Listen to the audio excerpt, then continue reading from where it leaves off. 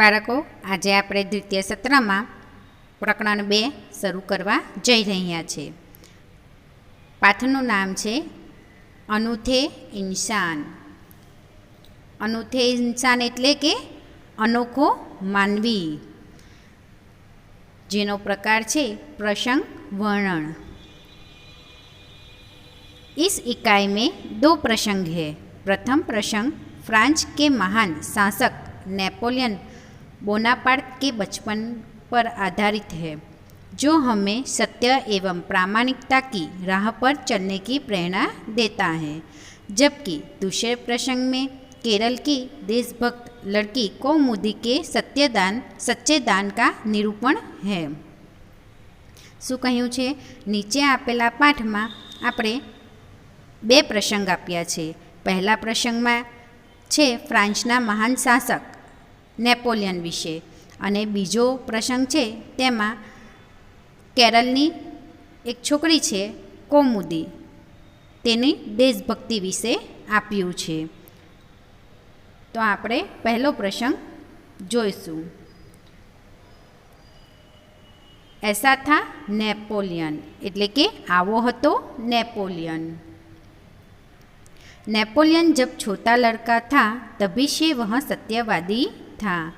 Napoleon જ્યારે નાનો હતો ત્યારથી તે સત્યવાદી હતો. સત્યવાદી એટલે કે હંમેશા સાચું બોલતો હતો. एक दिन वह अपनी बहन इलाइजा के साथ आँख मिचोली खेल रहा था. एक દિવસ તે તેની બહેન ઇલાઇજાની સાથે આંખ મીચોલી રમતો હતો. આંખ મીચોલી એટલે કે લુકાછૂપી, છુપાઈ જાય ને તે, સંતા કુકડી આપણે જેને ગુજરાતીમાં કહીએ. આંખ મીચોલું એટલે શું? લુકાછૂપી, અને ગુજરાતીમાં એને કહેવાય સંતા કુકડી. હવે અહીં એક સવાલ છે કે नेपोलियन की बहन का नाम क्या था? तो કે ઇલાઇઝા. તમારે याद रखवानुं छे नाम. इलाइजा छिपी थी और नेपोलियन उसे ढूंढने के लिए इधर इधर दौड़ रहा था. इलाइजा संताई गई हती અને નેપોલિયન એને શોધવા માટે અહીંયા ત્યાં દોડી રહ્યો હતો. अचानक वहाँ एक लड़की से जा टकराया. अचानक જ તે એક છોકરી સાથે અથડાઈ ગયો. लड़की अमृत बेचने के लिए जा रही थी. छोकरी अमृत એટલે કે જમરૂખ વેચવા જઈ રહી હતી. જેને ગુજરાતીમાં જમરૂખ કહેવાય, અમૃત એટલે, પરંતુ એને હિન્દીમાં શું કહેવાય? પેરું. શું કહેવાય? પેરું. જામફળ પણ કહેવાય. नेपोलियन के टकराने से उसकी टोकरी नीचे गिर गई. નેપોલિયનના ધક્કાથી એની સાથે અથડાયો એટલે એના ધક્કાથી એ છોકરીની ટોપડી નીચે પડી ગઈ. कीचड़ होने के कारण उसके सारे अमृत खराब हो गए. અને નીચે જમીન પર કીચડ હતું એટલે એના બધા જામફળ ખરાબ થઈ ગયા. वह रोती हुई कहने लगी, अब माँ को मैं क्या जवाब दूंगी? અને તે રડતી રડતી કહેવા લાગી કે હવે હું માને શું કહીશ? इलाइजा कहने लगी, चलो भैया हम यहाँ से भाग चले. એટલે નેપોલિયનની બહેન નેપોલિયનને એવું કહે છે કે ચાલ ભાઈ આપણે અહીંથી ભાગી જઈએ. તો નેપોલિયન શું કહે છે? નહીં બહન, હમારે કારણ ही तो इसकी हानि हुई है. નેપોલિયન કહે છે કે ના બહેન, આપણા કારણે તો જ આની હાનિ એટલે કે નુકસાન, આને નુકસાન થયું છે. यह कहकर नेपोलियन ने जेब में रखे 3 छोटे सिक्के उस लड़की को देकर कहा, बहन मेरे पास ये 3 ही सिक्के हैं, तुम इन्हें ले लो. આ કહીને નેપોલિયને પોતાના ખિસ્સામાંથી 3 નાના સિક્કા કાઢીને તે છોકરીને આપતા કહ્યું, બહેન મારી પાસે આ 3 જ સિક્કા છે, તું આ લઈ લે. इन 3 સિક્કો से क्या होगा? એટલે છોકરી કહે છે કે આ 3 સિક્કાથી શું થશે? मेरी माँ मुझे बहुत मारेगी, કે મારી માँ મને ખૂબ જ મારશે. લડકીને કહા. આવું છોકરી કહે છે. કઈ છોકરી કહે છે? જે અમૃત વેચવા ગયેલી હતી અને તેનું નુકસાન થાય છે, તે છોકરી આવું કહે છે. अच्छा तो तुम हमारे साथ घर चलो, हम तुम्हें अपनी माँ से और पैसे दिलवा देंगे. એટલે નેપોલિયન કહે છે કે તો પછી સારું, તું અમારી સાથે ઘરે ચાલ અને હું તને મારી મા પાસે થોડા બીજા પૈસા અપાવી દઈશ. इस पर इलाइजा ने नेपोलियन से कहा, भैया इसे घर ले चलोगे तो माँ नाराज होगी. आ સાંભળીને ઇલાઇજા નેપોલિયનને કહે છે કે ભાઈ આને ઘરે લઈ જશું તો મમ્મી નારાજ થઈ જશે, ગુસ્સે થઈ જશે. नेपोलियन नहीं माना, वह उस लड़की को अपने साथ घर ले गया. परंतु नेपोलियन न मान्यो અને તે છોકરીને તેની સાથે ઘરે લઈ ગયો. माँ को घटना की जानकारी देकर वह बोला, माँ आप मुझे तो जेब खर्च देती है, उसमें से इस लड़की को पैसे दीजिए. ઘરે લઈ જાય છે અને તેની માને બધી ઘટના કહે છે કે કઈ રીતે એ છોકરીનું નુકસાન થયું. અને એ કહીને તે એની માને કહે છે કે માં તું મને જે ખર્ચ માટે પૈસા આપે છે, જે ખિસ્સા ખર્ચી આપે છે તેમાંથી આ છોકરીને પૈસા આપી દો. ठीक है, मैं तुम्हारी सच्चाई से खुश हूँ, मगर याद रखना अब तुम्हें 1 महीने तक जेब खर्च के लिए कुछ भी नहीं मिलेगा. माने कहा. એટલે એની મમ્મી કહે છે કે સારું, હું એને પૈસા તો આપી દઉં છું, હું તારી સચ્ચાઈથી ખુશ છું, પરંતુ યાદ રાખજે હવે તને 1 મહિના સુધી ખર્ચ માટે પૈસા નહીં મળે. બરાબર ને. માં એની સચ્ચાઈ સાંભળીને ખુશ થઈ જાય છે, એટલે પેલી છોકરીને પૈસા આપવા તૈયાર થાય છે, પરંતુ એને સજા શું મળે છે કે 1 મહિના સુધી એને ખર્ચ મળશે નહીં. તો નેપોલિયન કહે છે ઠીક હે માં. नेपोलियन ने हंसते हुए कहा. અને નેપોલિયન હસતા હસતા કહે છે કે સારું માં. माँ ने उस लड़की को 2 बड़े सिक्के दिए. माए પછી એ છોકરીને 2 મોટા સિક્કા આપ્યા. વહ ખુશી ખુશી લौट गई અને તે खुश થઈને जती रहे छे. नेपोलियन को धक्का देने की सज़ा तो मिली, परंतु सत्य के पथ पर चलने के कारण उसे वह सज़ा भुगतने में अद्भुत आनंद आया. નેપોલિયનના લીધે જે નુકસાન થયું હતું અને તેની સજા તો તેને મળી જ, પરંતુ તેને સાચું બોલીને ચાલવાના લીધે નેપોલિયનના ધક્કાના લીધે જે એને સજા તો મળી જ, પરંતુ સત્યના માર્ગે ચાલવાના લીધે તેને આ સજા ભોગવવાનો અનેરો આનંદ મળ્યો. अद्भुत એટલે કે અનેરો, આનંદ એટલે खुशी मरी. वास्तव में नेपोलियन सच्चाई के पथ पर चलने वाला इंसान था. वास्तवમાં એટલે કે હકીકતમાં નેપોલિયન સચ્ચાઈના માર્ગે ચાલવાવાળો મનુષ્ય હતો. इंसान એટલે मनुष्य. बचपन से ही उसे खुद पर दृढ़ विश्वास था और दृढ़ इच्छा शक्ति थी. दृढ़ એટલે કે મજબૂત અને ઈચ્છા શક્તિ એટલે કે જે એને જોઈએ તે વસ્તુ એ પ્રાપ્ત કરી શકે છે, મનચાહી વસ્તુ પ્રાપ્ત કરને કી શક્તિ. એટલે કે બાળપણથી જ તેને પોતાના પર મજબૂત વિશ્વાસ હતો અને તેને પ્રાપ્ત કરવાની પણ ઈચ્છા હતી. એટલે પોતાની પર એને ખૂબ જ ભરોસો હતો એમ. તો અહીં તમે નેપોલિયનનું તસવીર જોઈ શકો. હવે અહીં બીજો પ્રસંગ આપ્યો છે જેનું નામ છે સચ્ચા દાન. સચ્ચા દાન એટલે કે સાચું દાન. मालवार केरल की बात है. वहाँ बड़गड़ा नाम के एक गांव में सभा का आयोजन किया गया. मालबार એટલે કે કેરળની વાત છે. ત્યાં બળગડા નામના એક ગામમાં સભાનું આયોજન કરવામાં આવ્યું હતું. गांधी जी ने अपने भाषण में सभा में उपस्थित सभी बहनों से जेवरों की भीख मांगी.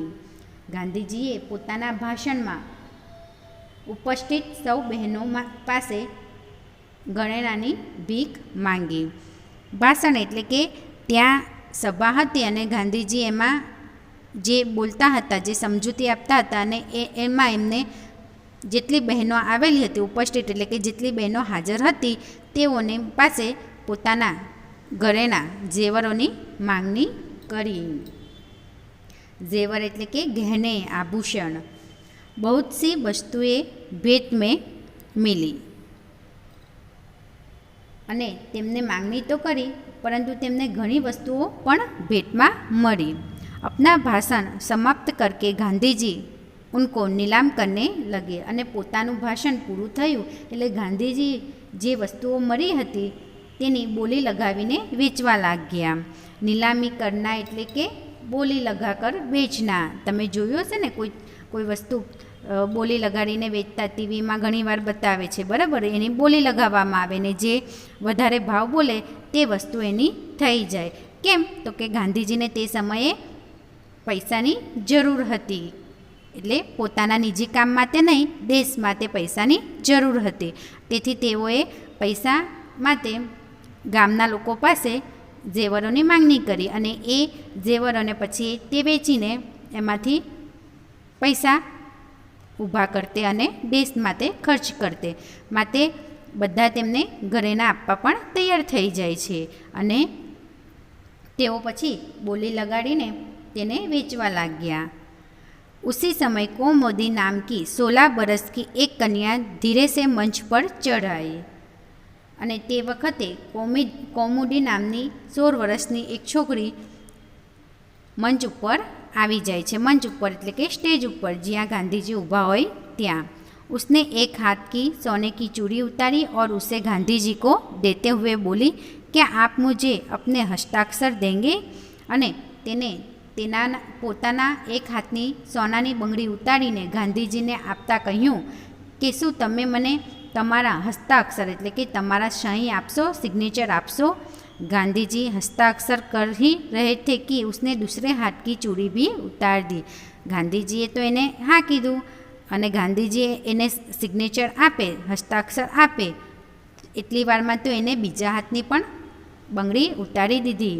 यहाँ देख कर गांधी जी ने कहा, अरे पगली लड़की, दोनों चूड़ियाँ देने की ज़रूरत नहीं है। એટલે કે અરે ગાંધી છોકરી, પગલી એટલે કે ગાંધી, આપણે ગાંધી એટલે સાચું ગાંધી નથી, પ્રેમથી કહે છે કે અરે ગાંધી છોકરી, બંને બંગડીઓ આપવાની જરૂર નથી।